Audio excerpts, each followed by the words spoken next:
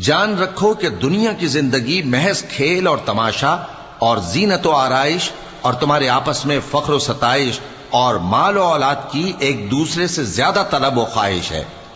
اس کی مثال ایسی ہے جیسے بارش کہ اس سے اگنے والی کھیتی کسانوں کو بھری لگتی ہے، پھر وہ کھیتی خوب زور پر آتی ہے، پھر اے دیکھنے والے تو اس کو دیکھتا ہے کہ پک کر زرد پڑ جاتی ہے، پھر چورا چورا ہو جاتی ہے۔ اور آخرت میں کافروں کے لیے عذاب شدید اور مومنوں کے لیے اللہ کی طرف سے بخشش اور خوشنودی ہے۔ اور دنیا کی زندگی تو دھوکے کا سامان ہے۔ بندو اپنے پروردگار کی بخشش کی طرف اور جنت کی طرف لپکو جس کا عرض آسمان اور زمین کے عرض کا سا ہے، اور وہ ان لوگوں کے لیے تیار کی گئی ہے جو اللہ پر اور اس کے پیغمبروں پر ایمان لائے ہیں۔